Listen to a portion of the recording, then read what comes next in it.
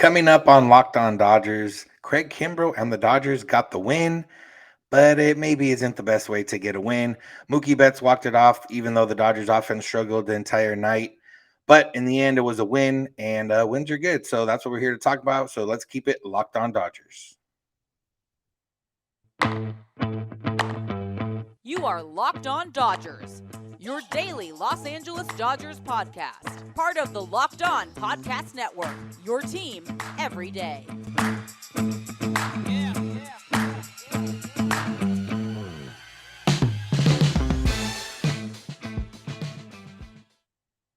Yo, Dodger fans. Welcome to Locked On Dodgers.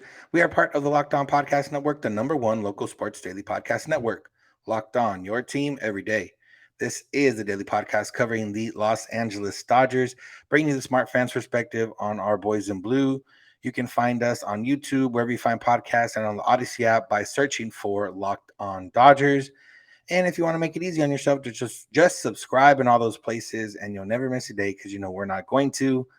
If this is your first time listening or watching, I'm Vince Samperio. I'm usually joined by a co-host, Jeff Snider, but Jeff is busy being a dad right now, so I'm here to cover for him, going solo dolo, as I like to say, and covering the Dodgers, talking about the Dodgers. The Dodgers won a game last night. It wasn't pretty, and it definitely didn't look like they were going to pull it out, but it all worked out, and Mookie Betts had one at bat, and it ended up being the biggest at bat of the game. So salute to him. We'll talk about that, but I believe that we have to start by talking about Craig Kimbrel. There's a lot of positives that we can talk about later in terms of somebody coming back in the bullpen and Julio Urías. But one of the non-positives from the game was Craig Kimbrel, and it appears that the let it go effect has run its course, or whatever you want to call it, because Craig Kimbrel has now allowed runs in a few of his last appearances. That string of scoreless appearances is all but an afterthought. And the question now starts again of should Craig Kimbrel be on the postseason roster? Kimbrel's innings started by hitting a batter, although it didn't look like it hit him. I don't know what the replay what they saw. Maybe it hit his shoelace on the bounce. I don't know, but either way, it wasn't a good pitch. Regardless, it was a spiked curveball that just was not a. It wasn't a competitive pitch, and ended up putting a runner on. He did not do a good job of holding the runner on. The Dodgers got lucky that Jake McCarthy popped off the bag, and Will Smith made a good throw, and Gavin Lux time, had all the timing was right for the tag, and he ended up getting out. But then the batter that was at the plate during the throw out at second base, Christian Walker, hit a home run on a cement mixer curveball and put the Diamondbacks ahead 2-1. Yeah, I mean, Kimbrel ended up getting out of the inning, but it was one of those things where if this is your guy, you're expecting him to put up a zero, and he doesn't put up zeros. And, in the past, when we talked about, well, Kenley Jansen, namely, or even closer talk in general, it appears that closers don't do as well in non-safe situations. But for Craig Kimbrel this year, it's been safe situations, non-safe situations. It's been pretty much any situation that he has been in. Hasn't been successful other than that one stretch. Um, and he's been successful in getting saves, but a lot of those times saves are multiple run leads. Anytime he's come in with a run lead, it hasn't gone well for him the majority of the time. And in some of these cases where he's come in a tie game, he also hasn't done well in those cases. So Craig Kimbrel, I don't know, man. I honestly don't know. We got news that Blake Trinan was getting shut down until Saturday. So that potentially takes an arm off the board that could, push Kimbrel off the postseason roster. The Dodgers did get back Brusdar Graterol. I'll talk a little bit about him later. And, that's another arm that benefits the Dodgers. But realistically, barring the rest of the season, like let's just say he allows a run in every outing the rest of the season, I think that's maybe the only way he doesn't make the postseason roster at this point. Now it's a matter of, let's just say, training. Won't be ready for NLDS, but would be ready for NLCS. The Dodgers advance to the NLCS. They have a strong bullpen. Kimbrel is still the weak link. I could see that change maybe happening, but as it sits right now, I don't think Craig Kimbrel will be left off any postseason roster, barring, like I said, unless he allows a run in every single outing the rest of the way. So and it's the same issue that's kind of plagued him all year. It was not having command of his pitches, and while he didn't walk anybody, he did hit McCarthy, although it didn't hit him. But like I said, a non-competitive pitch in the other, the left-hand batter's box. He hit a couple guys on Monday after only hitting two guys, I believe, the rest of the season. So, he's trying to find it, but it's not working. His command isn't there. He's spiking the curveball, the fastball's all over the place. And realistically, I don't know what else there is they can do. At this point, you would think that if it was a mechanical issue, they'd be able to figure it out. They haven't been able to figure out. He hasn't been able to figure it out, or it's only been able to been figured out in a few situations or a few pockets throughout the season. And it's a matter of, if you want to poke holes in this Dodgers team when it comes to the postseason, Craig Kimbrel's the biggest one there. And it's a matter of, what the Dodgers want to do. And he could very well be on the postseason roster, but not necessarily be the closer, although that would be a little bit of a disservice to the team because if he's not the closer, he's not a good enough reliever to be on this roster. I'd take Phil Bickford over Craig Kimbrel right now in terms of trust. Like if you had to ask me who would you trust more right now in the ninth inning of a one-run game, I'd say Phil Bickford. And yeah, Phil Bickford gave up a run the other night on a home run and has not been that great this season. But it's a matter of who do you feel more comfortable with? And I do feel more comfortable with Bickford. He's looked good and just been susceptible to the home run, whereas Kimbrel hasn't necessarily been susceptible to the home run. He's just been susceptible to being bad and not executing and a little bit of bad luck. Yeah, we talked about it, but throwing a cement mixer curveball to one of the guys that leads the league in national or is close to the league lead in home runs in the National League. Not that's not bad luck. That's just you leaving a pitch over the plate. And when it comes down to it, yeah, the jokes were coming that Kerry Kimbrel knows how to win because he did pick up the win as the Dodgers picked up 2 runs in the bottom of the ninth. But it's a matter of I don't know, and it's it sucks because it's in a weird spot. I mentioned before, like last month or the beginning of this month, whenever it was, that we need to see Craig Kimbrel be outright dominant, or we need to see Craig Kimbrel be the work like very bad. Because if he's in between, like he's been now, you don't, the Dodgers kind of have to put him on the roster in October. They don't have to, but it's one of those things where it's a tough decision to make. And yeah, I don't know. As it stands, I'd have to count and see the healthy arms and everything else. But if Yency Almonte comes back healthy, I think there's a legitimate shot that Craig Kimbrel is one of the last decisions the Dodgers make on a roster in October because he's been one of the worst relievers on this team so far this season. And that's just the state of that's just nature. That's just facts. That's nothing against Craig Kimbrel. I want him to succeed, but the facts are he hasn't been good, and he's probably not good enough to be on this postseason roster if he's not the Dodgers closer. And we'll see what happens, obviously, and he can right the ship over here these last few series. But I don't see it happening. We thought it had happened, and maybe it didn't, and I don't know. We're just gonna have to see and kind of hope, I guess, that he does figure it out or that he's really bad and the Dodgers leave him off. So that's the Kimbrel talk. That's not the most fun part of this game, but that's the way it goes.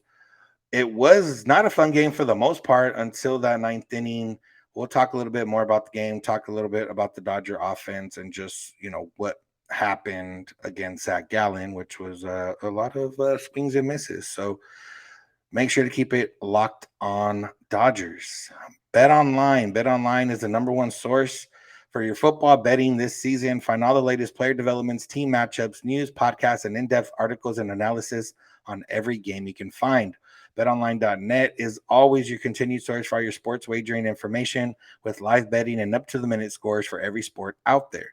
It's the fastest and easiest way to check in on all your favorite football games and events, and also other games and events, including MLB, MMA, boxing, and golf. Head to betonline.net on your laptop or mobile device to learn more today. Bet online, where the game starts. All right, so we're back, or I'm back. And yeah, the Dodgers were thoroughly dominated by Zach Gallen last night. They were hardly even competitive for the most part. They struck out 13 times against him. He went 8 innings, and barring the what's been a issue for the Diamondbacks bullpen the whole season, which is the bullpen, the Dodgers would have lost 2-1. But luckily for them, that Reyes Maranta was the closer, and he didn't figure it out. And then Joe Play was put into a tough situation, and he couldn't get out of it. And the Dodgers ended up winning. But yeah, Zach Gallen dominated the Dodgers. We talked about the Dodgers offense before, and it was tough to watch. 18 swings and misses from the Dodgers against Gallen. Like I mentioned, 13 strikeouts. The 6 through 9 hitters were 0 for 11 with 10 strikeouts, if I'm not mistaken. It was, just not great. And that 6 through 9 was Gallo, Lux, Thompson, Bellinger, which, Gallo and Bellinger known to strike out. Trace Thompson, it doesn't hit for high average and is prone to striking out. Gavin Lux, not so much, but they looked like they'd never seen Zach Gallen before or never seen a baseball before in some of those swings. And it's no knock on, the Dodgers, because Zach Gallen's been one of the best pitchers in baseball in the second half of the season, and had that scoreless inning streak up to, I believe, over 40 innings, and has been cruising here since the All-Star break. But it was not, when that the Dodgers are going to face good pitching in October, and Zach Gallen is a caliber of a pitcher they might face in October, it's a little it's a little concerning that that they look so bad against him. And they are gonna, likely guys are gonna face Max Free, Jacob DeGrom, maybe Yu Darvish, maybe Max Scherzer, maybe these different guys. Maybe Adam Wainwright's a good against the Dodgers, but in a different way. And for the Dodgers to get, it was bad enough they got shut down by Madison Bumgarner the night before.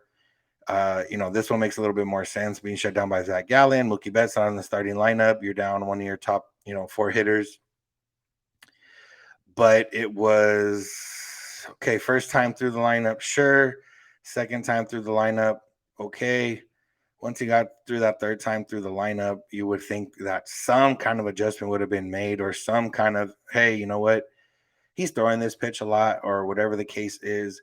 It didn't really happen. There was a lot of non-competitive swings, and it was concerning, but it's also not concerning because Dodgers don't face Zach Gallen. They're not going to face Zach Gallen in the playoffs. But regardless, I would have liked to see a little more from the offense. The Dodgers did get the run. Will Smith hit a sinking liner to left field that got past the outfielder out there. They ended up with a triple, and then Max Muncy had a nice hit down the line. So at the very least, it was guys the Dodgers are going to count on in October getting the hits. Between Gallo, Lux, Trace, and Bellinger, they're not all necessarily going to start in a game. We might not never see that 6 through 9 again. So as long as the 1 through 5 does its job, the 6 through 9 can kind of, not struggle like that, but they have a little bit more room for error. And then it ended up working out in the 9th inning. Cody Bellinger leads off the inning with the double, nearly tying the game with the home run, with a pretty good at bat against Reyes Maranta. He, took some close pitches and then ended up going down and getting a pitch pretty low in the zone, off speed pitch, and nearly hitting it over the wall. So that's what has to happen for the Dodgers. This is the kind of game that they might have in the postseason.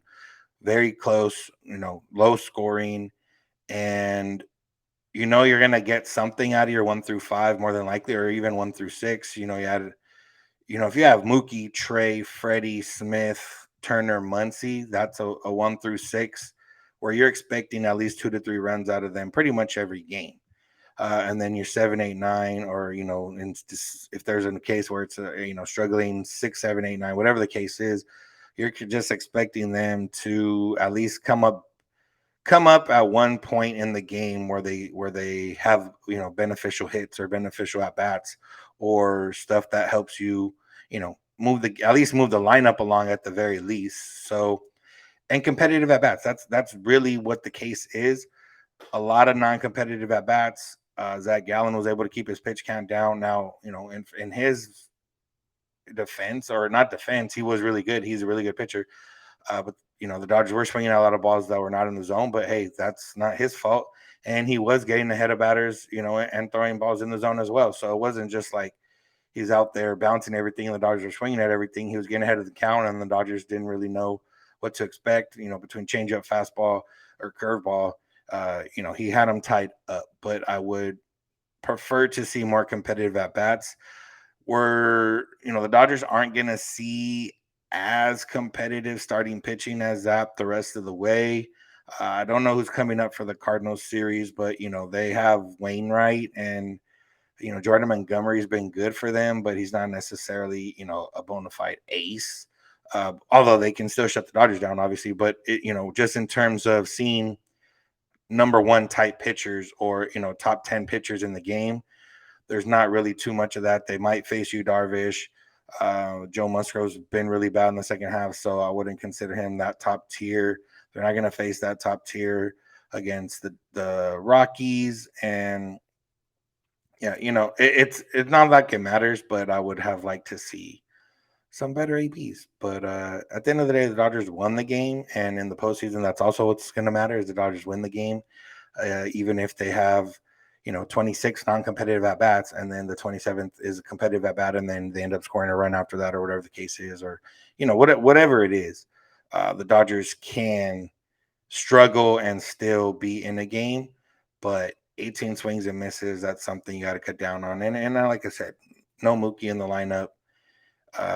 Kind of switches things around, and then you got a 6, 7, 8, 9 of guys that are either struggling, not contact hitters, or prone to strikeouts, which is kind of the same. But it is what it is. They won't have to face Gallen, and that's the way it goes. The Dodgers were able to pull it out and win the game and overcome that.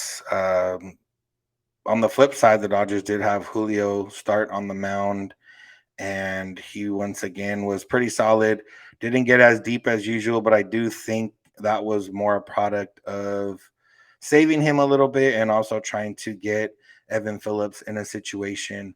We'll get into that. Just want to remind you and thank you for making Locked On Dodgers your first listen of the day every day.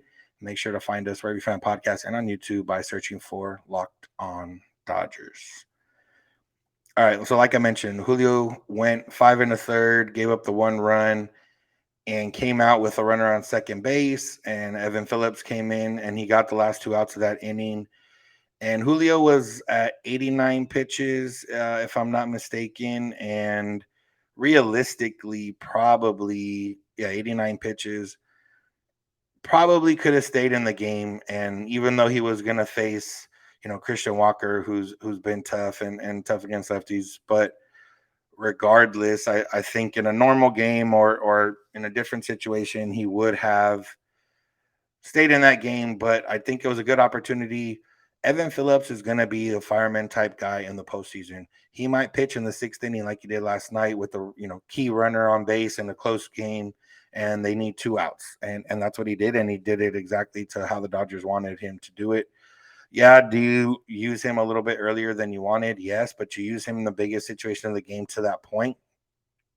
And that's the way the Dodgers are going to treat him. We saw Training come in a lot of different innings in recent years when he was in that role. And, that's how it's going to go. And the Dodgers have enough arms behind him. Before you get to Kimbrel, the Dodgers have enough arms behind him to make that worth it. One of the arms that came in behind Evan Phillips was Brusdar Graterol, who made his return from the injured list and looked pretty good.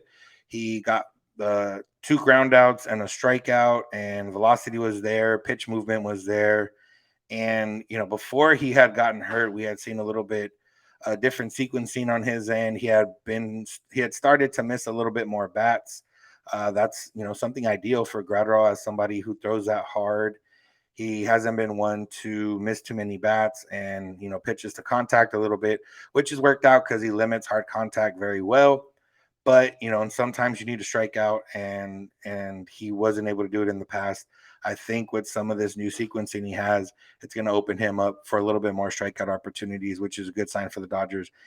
And as we've seen, this is Graterol's time. September, October has been Graterol's time in 2020, 2021, and hopefully now in 2022, where whatever it is, he dials it up, he figures it out. He's whatever it is, he's shown to be a very good reliever in these times. And if he's can remain healthy, the Dodgers, just picked up somebody big because, like I said, if let's just say you don't have Graterol there and you have different guys in there, Dave Roberts might have to hesitate a little bit to put Evan Phillips in that situation. Obviously, these games don't quote unquote matter right now as much, so he can find situations to get guys in regardless.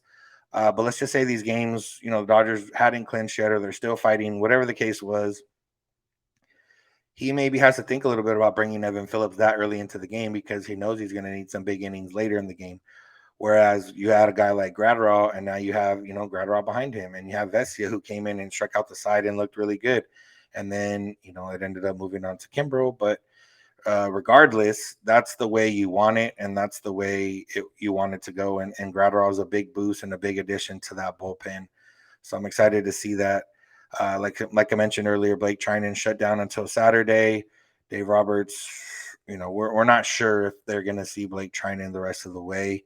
You would hope that, normally the season would be done in like 10 days or so, but because of the extended season, because of the lockout, the Dodgers don't play a playoff game for almost 3.5 weeks.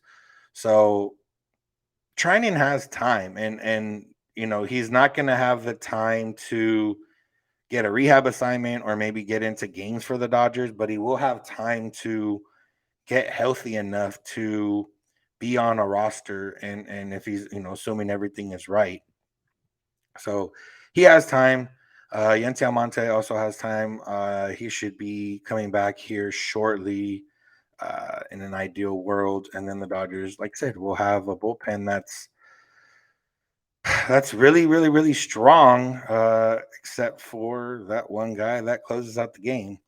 Uh, Almonte did pitch for Oklahoma City the other day, pitched a scoreless inning, and he's expected to be back soon, like I mentioned. Something else that happened, Tony Gonsolin threw a 2-inning simulated game on Thursday, threw about 30 pitches, and Dave Roberts said it was encouraging, which is pretty fun and pretty cool to see. Encouraging is a good word when it comes to Dave Roberts, but it's obviously going to matter how he feels tomorrow or how he feels the rest of the week. And that's just another thing the Dodgers are waiting for, Tony Gonsolin. But we'll cross all those bridges when we get there. I wanted to spend the rest of this episode talking about Julio Urías and his case for Cy Young. Dave Roberts has mentioned Cy Young around Julio. Julio, I think, has been asked about it and hasn't necessarily mentioned it, or mentioned on his own, been asked about it. And when it comes down to it, yeah, Julio's good. He leads the National League in ERA right now. He's up there. Wins still matter for some voters. He's up there in wins, and realistically, he's been one of the best pitchers in the National League this season. But it goes beyond that. Obviously, we know it goes beyond that. WHIP at 0.95. He's held opponents at 196 average. All the stuff there, but he just doesn't have the innings. The next one up, or the next one you think about, is Sandy Alcantara. And Sandy Alcantara has thrown 212 innings compared to Julio, who's thrown 164. And that's just with one more. Sandy has one more start than Julio. So And I don't think it's a matter of, do I think Julio could have more innings if the Dodgers let him? Yeah, he could. But realistically, we don't know how effective those innings could be. And for that big discrepancy in innings, it's going to be hard for voters to overlook that, because yeah, Julio has a lower ERA, but if Julio had the 40 more innings or whatever it is that Sandy has, would he still have that ERA? And that's something we don't know, and that's something we do know with Sandy. And then you have a guy like Zach Gallen, who's really picked it up here in the second half, and is gonna get some Cy Young votes. You have Max Fried, who's been pretty strong the entire season. He'll get some Cy Young votes. But it's interesting with Julio. You look at Fangraphs WAR, and he's like 13th in the National League amongst pitchers. He's not, quite up. Even Tyler Anderson's ahead of him in WAR on Fangraphs. Uh, for the Dodgers. So he's an interesting case because 17 wins. Yeah, last year he had 20 wins. The ERA is low. He doesn't strike out that many. He has less strikeouts than innings pitched. But realistically, what he does is limit hard contact and limit run scoring, and that's the job of a pitcher. And it's one of those things where, do you fault him? It's not necessarily his decision to pull himself out some of these games. There's games where he's come out with 75, 85 pitches or so, even 90 pitches. He could have got another inning here or there. And it's, can you fault him for that? It's not his decision. If it was up to him, he'd probably want to stay in. But uh, you know, the Dodgers aren't concerned about that. I don't think Julio is going to be broken up if he's not Cy Young. I think he understands the reality of the situation. And I think for him, yeah, Sandy might win Cy Young, but Julio's going to get to pitch game one of the series for the Dodgers in the postseason. So I think I know what he would rather have. And realistically, that's what it is. But it is one of these things, for Julio, it's just another thing where, he was, quote unquote, the prodigal son. And he was a guy that was expected to be an ace Cy Young type for the Dodgers at a very young age. They signed him at 16. He was up in the majors at 19 or 20, whatever it was. And, he's had a interesting career. He was thrust into a role back in 2016. He pitched well enough. And then, 2017, interesting as well. He gets hurt. He has that big surgery. You don't know how things are going to go for him. And then he ends up coming back, working his way back, pitching out of the bullpen in 2018, making the postseason roster in 2018, becoming a guy in 2019 in terms of figuring it out, mostly out of a relief role in 2019 as he worked his arm back. 2020, starting rotation, was a postseason hero for the Dodgers. And then now 2021, 2022, back-to-back years where he's probably going to finish with an ERA under 3, barring anything crazy. He's going to throw about 175, 180 innings after throwing 185 last year. And being a number one starter for the Dodgers now, realistically, Walker Buehler would be the number one starter if he was healthy. But this is one of those wins for the Dodgers development system. And when they have Walker Buehler as another one of those wins, they have Clayton Kershaw obviously as one of those wins, even though that was a previous regime. And you have Tony Gonsolin, you have Dustin May, you have these guys that have shown to be good starting pitchers. It's just, it's fun to see as a Dodger fan, obviously, but it's also fun for the future when you see some of these guys coming up. You see Bobby Miller, you see Gavin Stone, even Andre Jackson, Ryan Pepio, Michael Grove this season have shown different, being effective pitchers in the major leagues in different situations. So, yeah, I mean, shout out to Julio. It's been fun to watch, obviously, for me. Him being Mexican and me being Mexican, I've always been rooting for him since they signed him. And yeah, it's been fun to watch. And he's been, it was a long, different road to get here, but he's been exactly what everyone kind of thought he was going to be when the Dodgers signed him and as he started growing up and developing. So a shout out to Julio. Finish out the season strong. Like I said, he'll probably finish top 3, top 5 in Cy Young. And, at the end of the day, that's nothing to be upset about. And hopefully that recognition leads to him, being an all-star next year. I think that's one thing that did bother him, not making the all-star team. So salute to Julio, salute to the Dodgers, salute to Mookie Betts for coming off the bench and hitting a walk-off single. his first walk-off hit as a Dodger because his hit from earlier this season ended up becoming a fielder's choice. So that's going to do it for today's episode. Thank you all for listening. Thank you for making Locked On Dodgers your first listen. Check out Locked On MLB for your second listen. Our pal Sully's over there bringing you a unique perspective on all the stories around MLB. So go check it out on Odyssey app, YouTube, or wherever you get podcasts. You can find us on social media, Twitter and Instagram at Locked On Dodgers. Jeff is on Twitter at Snider. I'm at Vince Samperio. Those DMs are all open if you need to get a hold of us. We also have an email you can send us questions, comments, concerns, lockedondodgers@gmail.com, or a voicemail text can be sent to 323-863-5625. We're here every weekday morning, and we hope you'll be with us when you get in your car or if you're at home. Tell your smart device play podcast, Locked On Dodgers. And remember, you don't have to agree, you just have to listen. Have a good one.